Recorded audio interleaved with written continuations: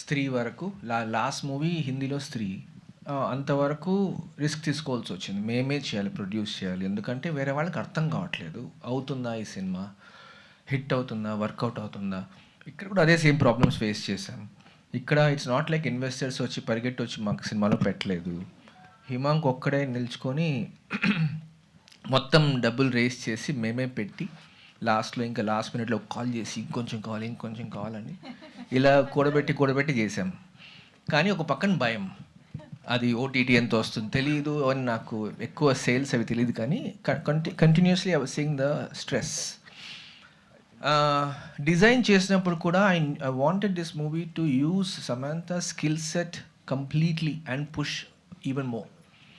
And this was the ultimate 360 movie you can make with someone like her.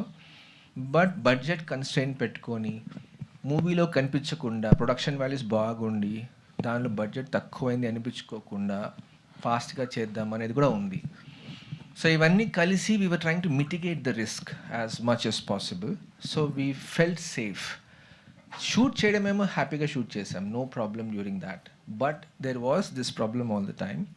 There was also the risk of, ఇప్పుడు అన్నారు కదా, I saw her through quite a bit where people were saying all kinds of things. అయిపోయింది, but I could see ఎంతో potential ఉంది. She also knows it.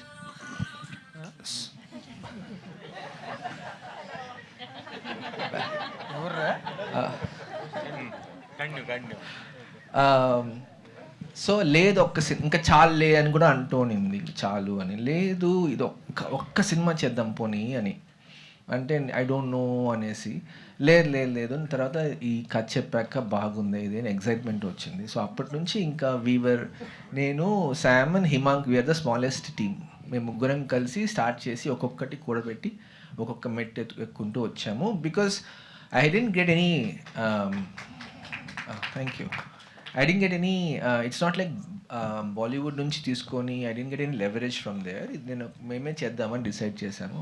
DK కూడా చెప్పాడు కదా. కానీ అది మాత్రం నిజమే. నేను చాలే అని చెప్పాను, ఆయనే ఒప్పుకోలేదు. ఇంకొక సినిమా చేయని చెప్పారు.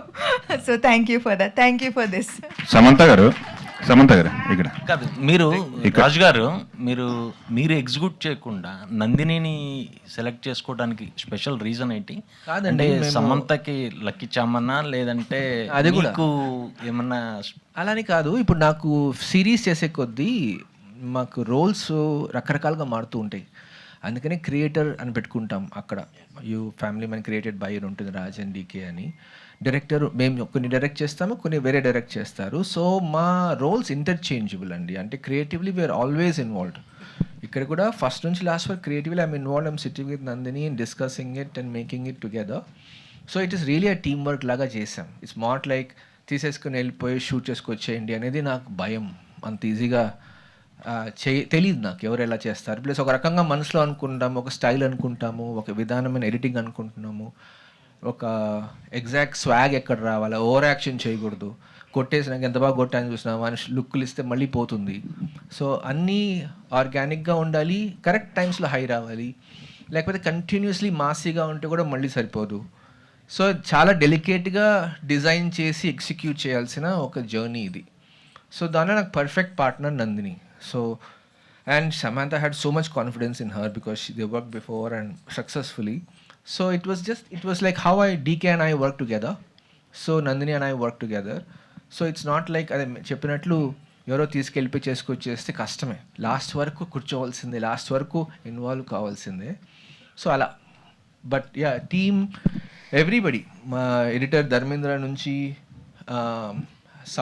సౌండ్ మిక్సింగ్, వీళ్ళందరూ they did more than what they do. కొంతమంది మమ్మల్ని కొంచెం బుక్ చేశారు. సో అది ఫిల్ చేసేదానికి కూడా వచ్చి అందరూ హెల్ప్ చేసి ఒక చిన్న టీం కలిసి చేసిన సినిమా. సమంత గారు ఇక్కడ చిరంజీవి గారిని కలిసారు. చిరంజీవి గారి అప్రిషియేషన్ ఏంటి? ఆయన మాటల్లో ఏం మాట్లాడారు మీతో? సురేఖ గారు కూడా, ఎస్పెషల్లీ ఇంట్లో లేడీస్. ఐ థింక్ దట్ అది మా టీంకి అది పెద్ద బూస్ట్ యాక్చువల్లీ. అందరూ ఫుల్ డే సార్ సాంగ్స్ పాడుతున్నారు. సో అది ఒక పెద్ద బూస్ట్ ఇచ్చింది మాకు. That he appreciated, he noticed, he encouraged us, and actually 1 hour spent chesaru, easily, and that was not at all required to spend 1 hour with the team. So we are extremely grateful. Yes, especially Surekha గారి cinema చూశారు కదా, ఆమెతో conversation ఏం జరిగింది మీకు? ఆవిడ 2 సార్లు చూశారు. ఓ, ఎందుకంటే సుష్మిత గారు నైట్ వచ్చారు. ఓకే సో ఆవిడ వచ్చాక మళ్ళీ కూర్చొని చూశారు. నైట్ సుష్మిత గారు నాకు కాల్ చేశారు. ఓకే, సో తెగ ఎంజాయ్ చేశారు. ఓకే, సూపర్ అండి, కంగ్రాట్స్. అండ్ శ్రీముఖి గారు, చెప్పండి. బయట మీరు టెలివిజన్లో కనిపించే మీరు వేరు, సినిమాలో కనిపించిన మీరు వేరు. మిమ్మల్ని మీరు మార్చుకున్నారా, నందిని గారు మిమ్మల్ని మార్చిందా? ఆవిడే నన్ను మార్చారు.